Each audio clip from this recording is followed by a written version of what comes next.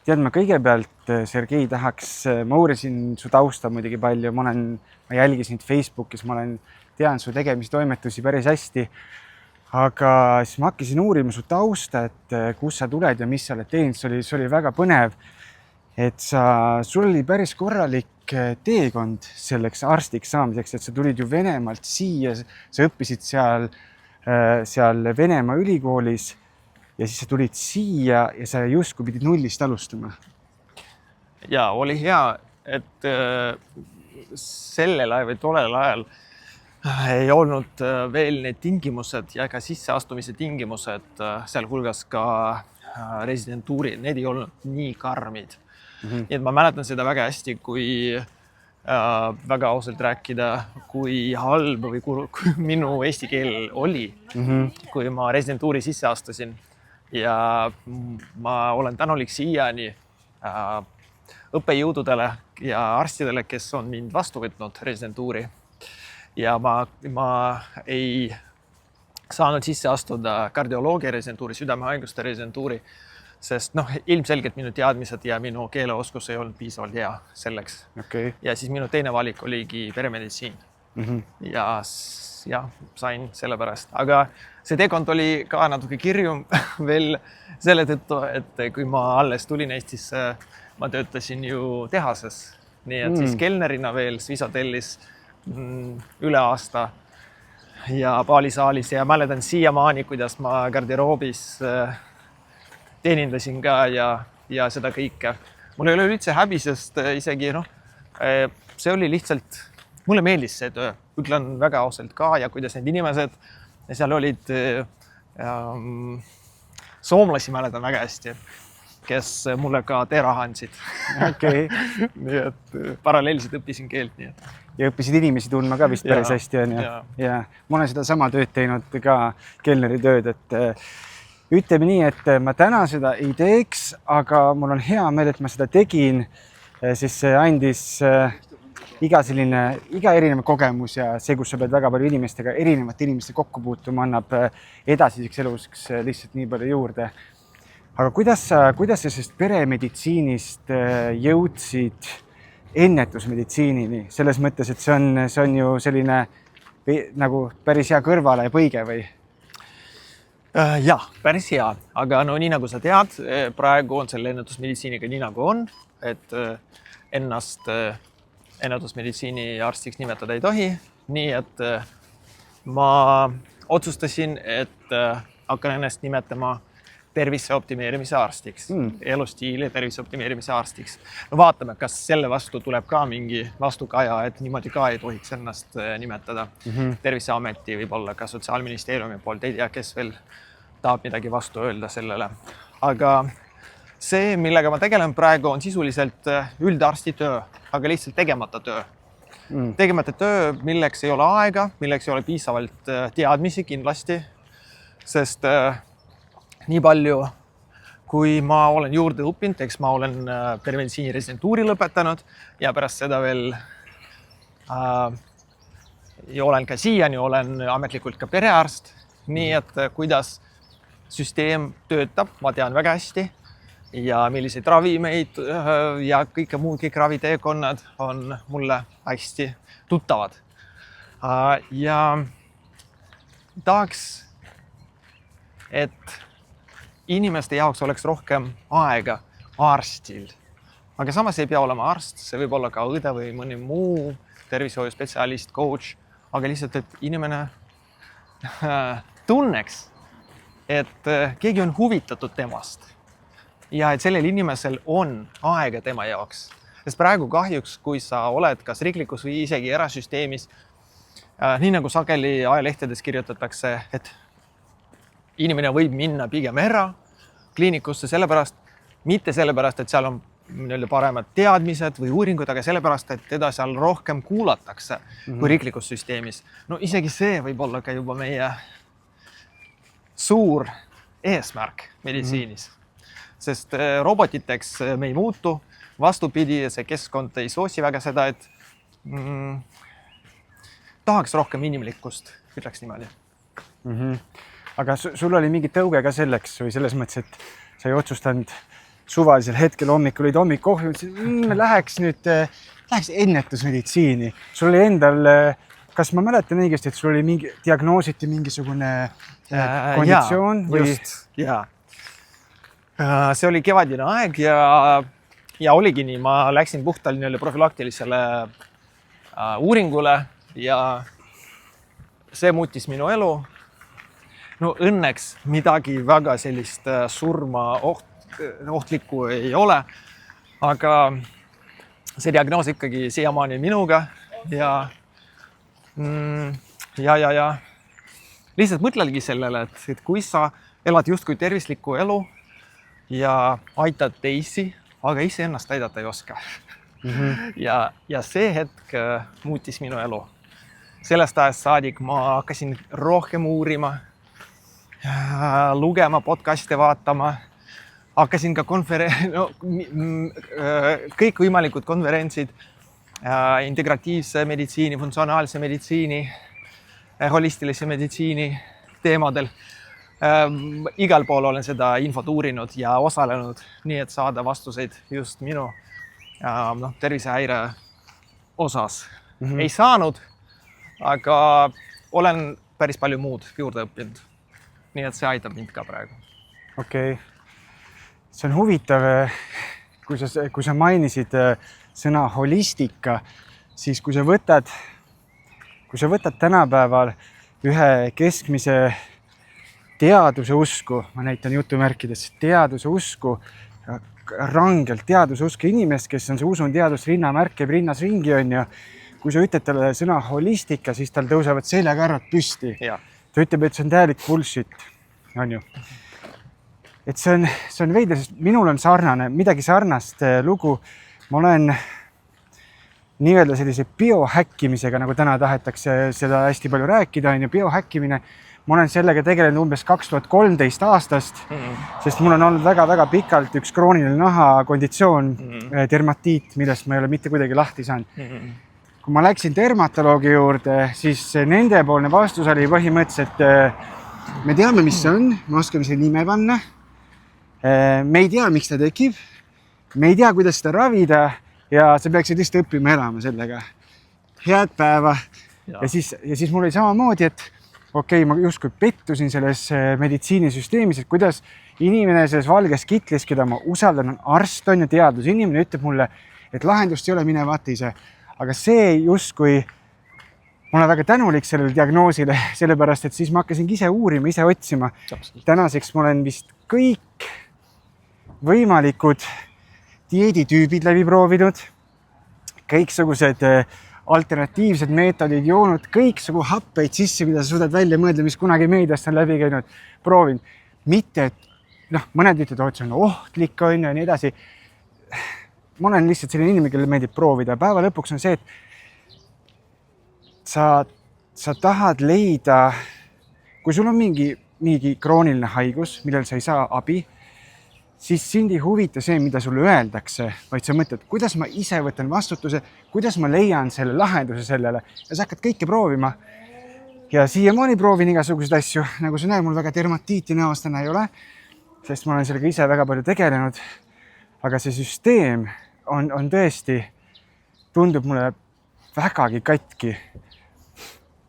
Jah, ma rõhutaks võib-olla seda, et arstid ei ole süüdi selles, et süsteem neid paneb sellisesse olukorda, kus neil on hästi lühike vastuvõtt, see ajasurve on jube, kõik igasugused muud kohustused, samas see kergendab arstide tööd loomulikult, sest see on konveier ja arstid ei olegi võimelised kõike teada või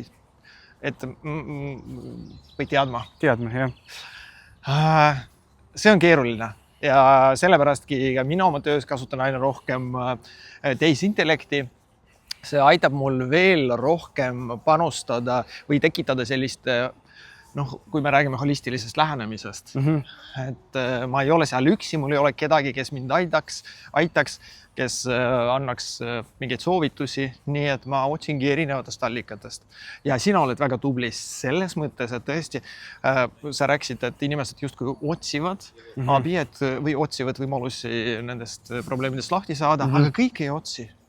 et paljud tulevad vastuvõtule, saavad vastuse, mis neid rahuldab, et nad ei pea ise midagi tegema. Ja see ongi ka meie meditsiini probleem ja loomulikult arstid ei olegi süüdi selles, et patsient ei ole ise huvitatud või ta võib-olla on ta huvitatud, aga tal ei ole aega, motivatsiooni, raha, veel midagi. Loodetavasti meditsiinisüsteem millalgi hakkab sellega tegelema, et muudab natuke oma prioriteete nii palju, kui ma aru sain praegu ennetus justkui hakkab kerkima natuke ülespoole esiridadele. Nii et loodame. Ja ma olen sinuga nõus. Ma arvan, jah, arstid ei ole sellest süüdi. Sul on ka vist palju sul on 2500 on nimistu või? Sul on päris suur nimistu, perearst nimistu. Sa ei saagi igale inimesele 1,5 tundi korraga anda, on ju. Okei, aga see üks asi, mida iga inimene täna saaks ära teha, ongi see, et sa võtad selle vastutuse tagasi enda kätte. Sa loomulikult arvestad oma meditsiinilise nõuandega, mis sulle antakse arsti poolt, pädeva arsti poolt, rõhutan siinkord. Ja siis meil on olemas, nagu sa ütlesid, AI tööriistad, mida tuleb võtta väikese kahtlusega, ta eksib päris tihti, oleneb, kui palju seda kasutad, aga sa saad nii palju sisendit sealt. Nad on suhteliselt konservatiivsed ka need mudelid. Nad alati hoiatavad, et meditsiini nõuanne, sa pead alati küsima spetsialisti käest ja nii edasi, aga see aitab nii palju sul endal uurida ja võttagi tagasi see vastutus, sellepärast, et kui sa lähed sealt minema ja ütled, oled sellega nõus, siis sa nagu lepid selle olukorraga, sa ei pea seda tegema. Kas oled nõus või ei ole nõus? Millega nõus? Võib ju ka olla selle raviplaaniga, rooga või selle arusaamaga, et nii ongi, et see ongi sinu krooniline haigus ja sa eladki selle vererõhuga edasi aastaid, ilma et sulle keegi pakuks alternatiivseid variante, mida on mustmiljon. Lihtsalt see paradigma, see hästi kitsas see teekond, mida sulle pakutakse, mis on mugav, mis on šabloon, mis on algoritm, mis on tablet, mis ei vaja mingeid lisaliigutusi arsti poolt või meditsiinisüsteemi poolt. See on mugav süsteemi jaoks. Aga kahjuks see ei ole õige teekond patsiendi tervendamise kontekstis. Nii et neid haigusi, kroonilisi haigusi, millega mina tegelen, mida nimetatakse metaboolseteks haigusteks, ainevahetuslikeks haigusteks.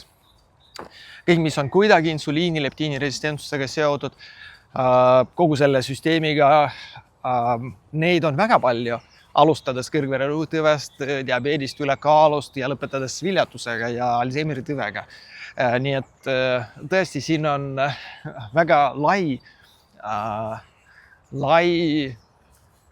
neid haigusi on palju, uurimiste võimalusi on palju, ravivõimalusi on palju, aga sellest ei räägita. Või räägitakse hästi vähe, aga deklareeritakse, et me räägime ikkagi söögi alla ja söögi peale ja iga hetk. Aga lihtsalt inimesed on nii rumalad, et nad ei saa sellest aru või ei ole motiveeritud või ei tee. Kui sa saaksid neid arstina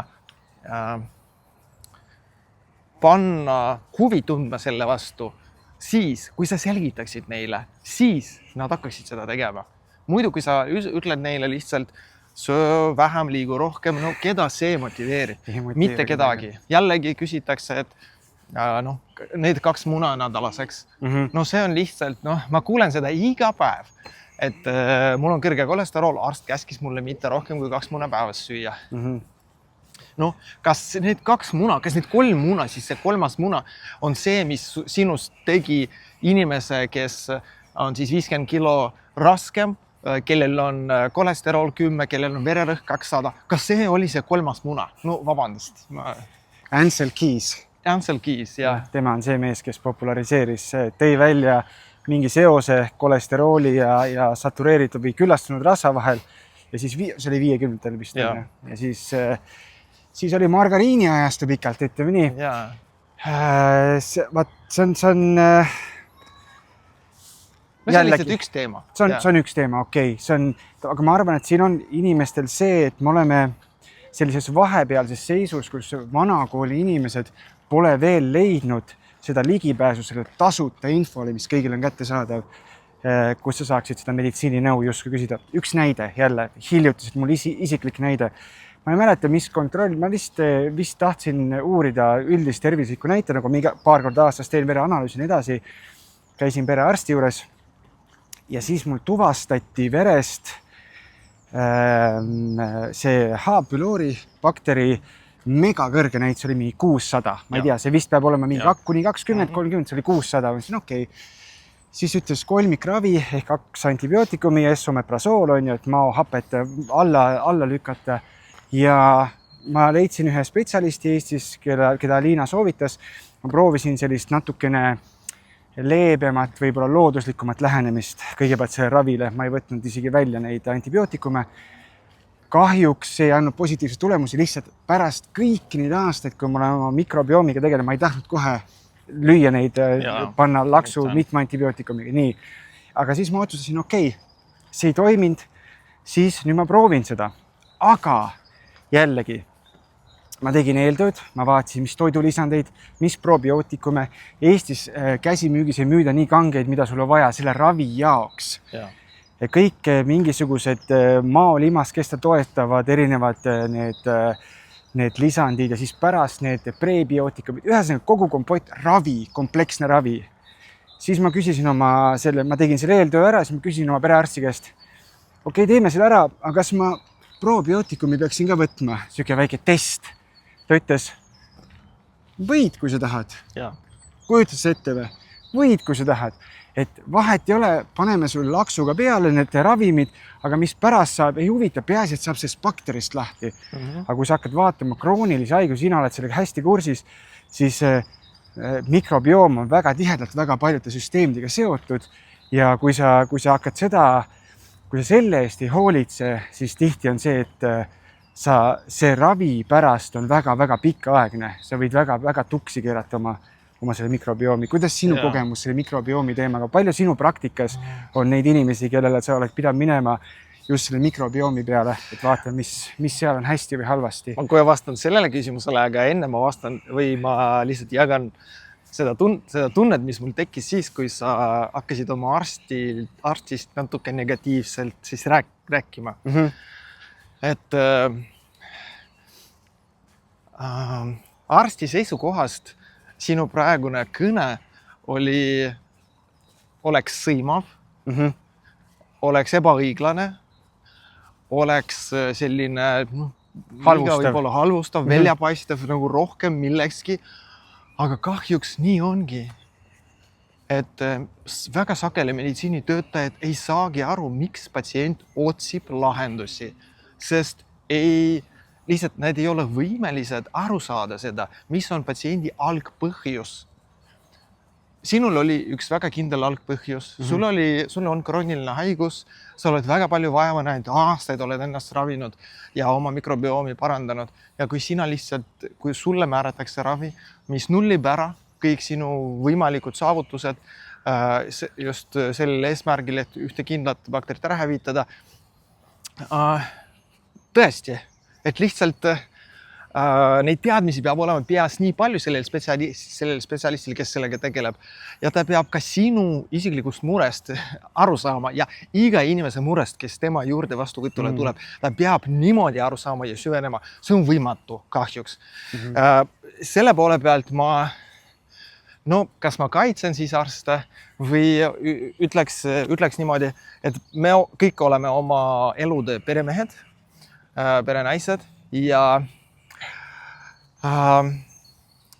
sellist jällegi vastutus ja kõik see, aga arst ei olegi see inimene, kelle peale võib olla oma viha või oma rahulolematust, kelle peale seda väljendada. Sest tema ei ole õppinud selleks, et kõiki maailma hädasid holistiliselt, integratiivselt lahendada. Nii nagu iga muu spetsialist. Ma ei tea, millega sa tegeled? Ma ei teagi. Ma olen ettevõtja, aga meditsiini vallas. Sul on enam-vähem nagu kitsas ala. See võib olla lai, aga kitsas. Kui sulle pakutakse või sinult nõutakse midagi, mis väljub sinu kompetentsist, ilmselt sa loobud sellest, aga kas ta ei saa sellest loobuda.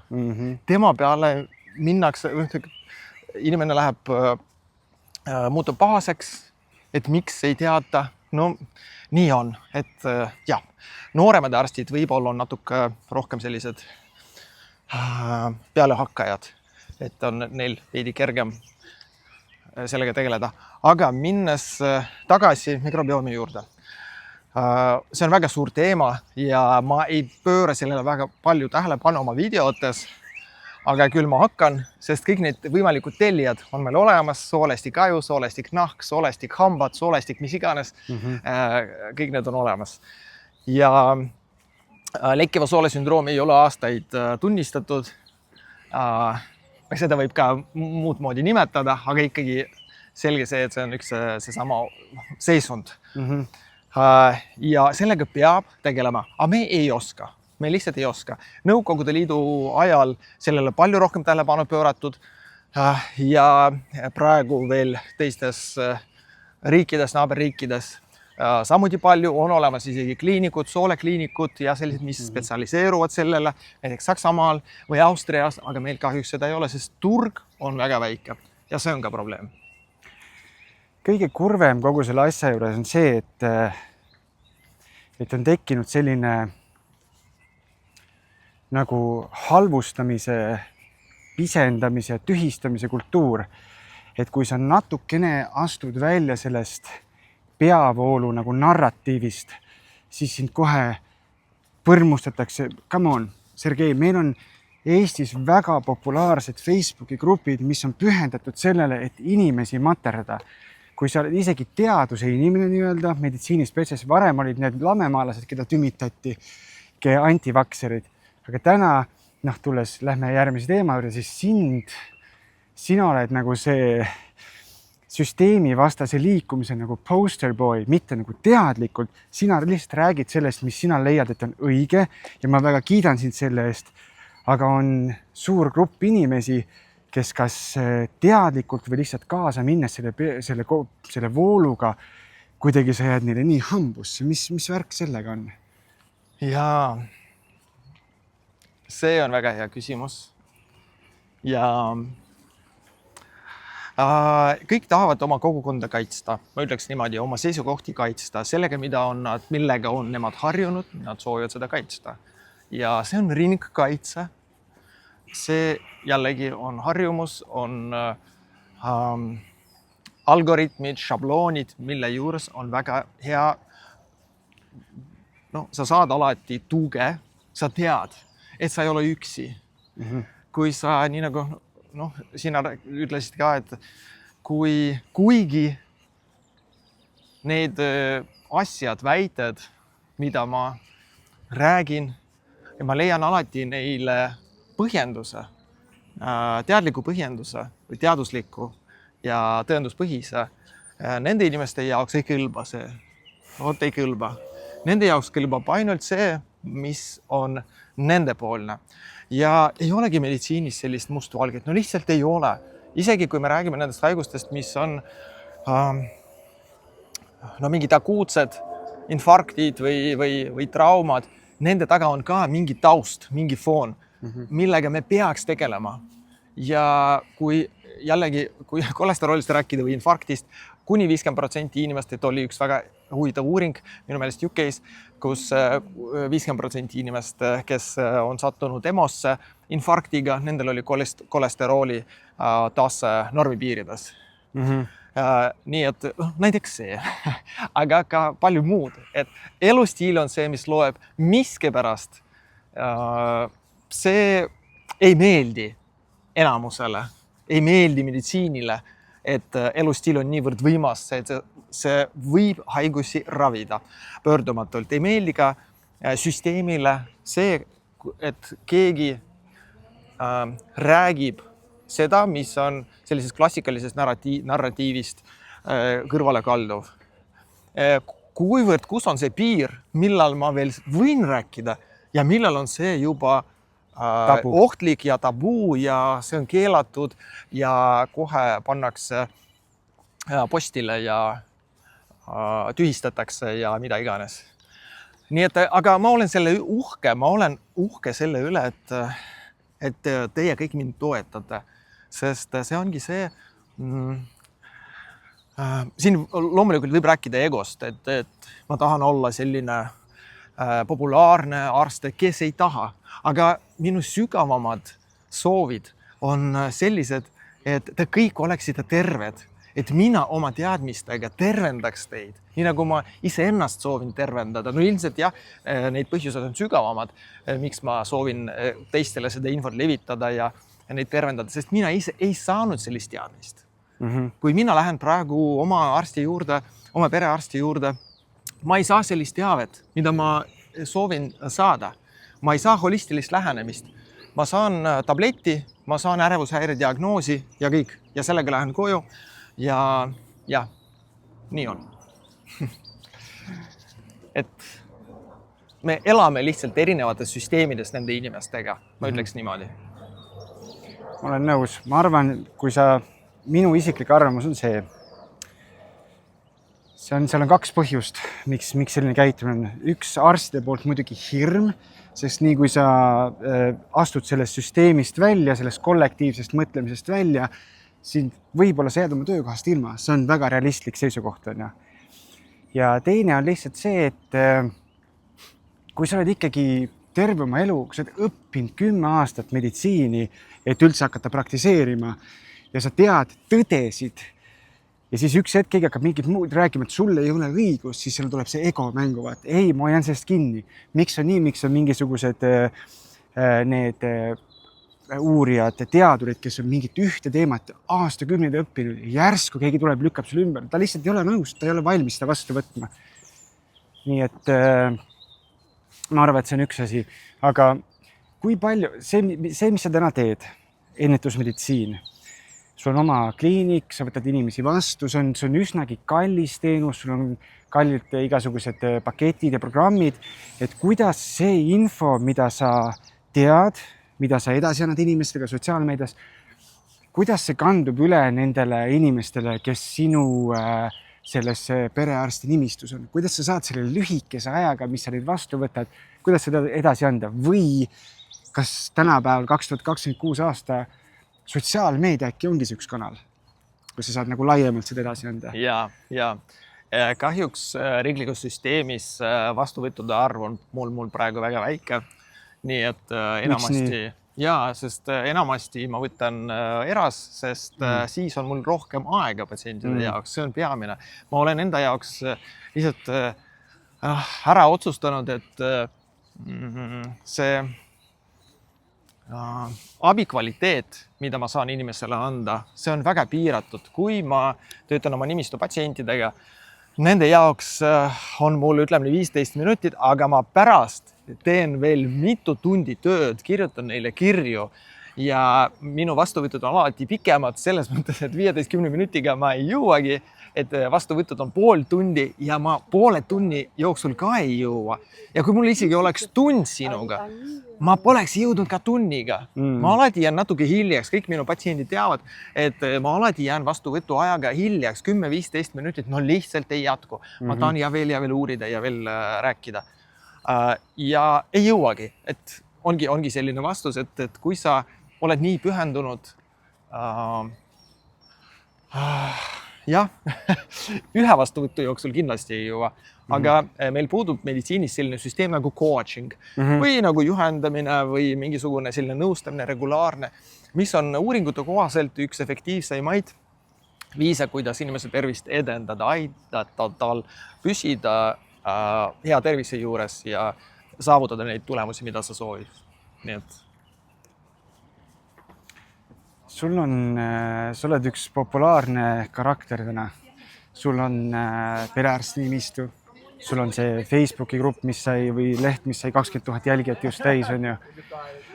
Sa oled ettevõtja, sa oled arst, sa oled avalik esineja. Kuidas su eraelu kõige selle asja vahel mahub? On sul eraelu üldse või? Ja eraelu on, aga nii nagu on.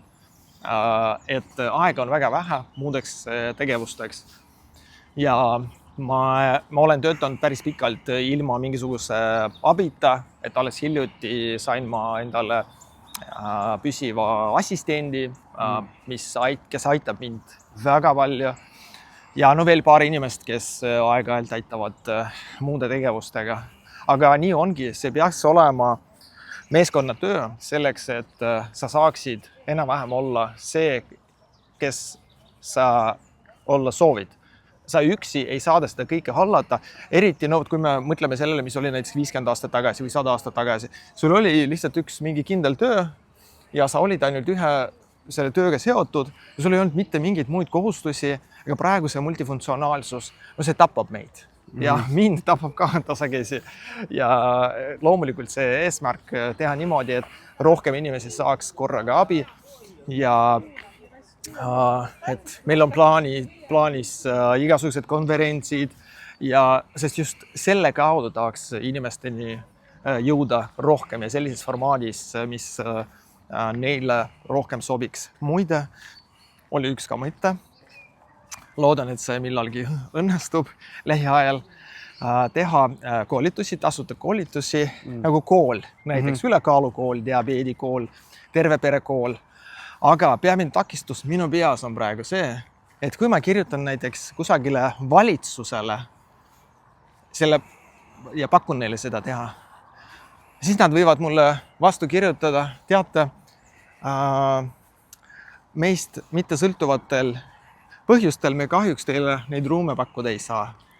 Aga selge, kus on sellel probleemil jalad üldiselt või käed või mis iganes või pea. Et nii on ka võimalik, et arvatakse, et saadi levitab mingisugust infot, mida inimesed ei tohiks teada. Ehk sa oled persona non grata. Ja. Sellega on natuke keerulisem tundub, aga ma usun, et leidub ka huvilisi, kes meid selles aitavad ja aitavad selliseid asju ellu viia. See tundub ühiskonna kontekstis väga asjakohane ja väga kasulik minu arvates. Seda ei tehta. See on väga huvitav mõte. Ma arvan, et sa leiad kaasteelisi sellele asjale juurde, sest sa mõjutad nii palju inimesi ja nii palju inimesi saab tänu sinu nõuannetele abi, päriselt abi. Nii et ma usun, et sa leiad kas või ettevõtjad, kes toetavad kogu seda asja. Viimane küsimus sulle. Me oleme juba peaaegu üle poole tunni rääkinud, et tõmbame vaikselt selle otsa kokku. Ma tahaks su käest küsida seda. Mõtlesin selle peale, kogu su selle taustale. Et kes on Sergei ilma doktor Saadita? Jaa. See on väga sügav küsimus, aga Sergei on pidutseja, klubija, kes ei joo alkoholi, väga lõbus, rimus, pühendunud, toetav, sõbralik, avatud,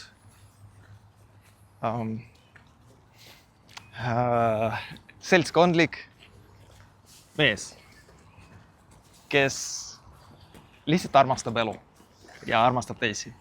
Aitäh sulle, Sten, et sa mind kutsusid. Aitäh, Sergei, sinuga oli väga lahe vestelda. Ma olen täiesti kindel, et me teeme nii palju teemasid, mis ma tahaks sinuga käsitleda, mida me täna ei jõudnud rääkida, aga osa 2, osa 3 kindlasti tulevad ka, nii et me jõuame selleni. Aitäh. Aitäh sulle ka.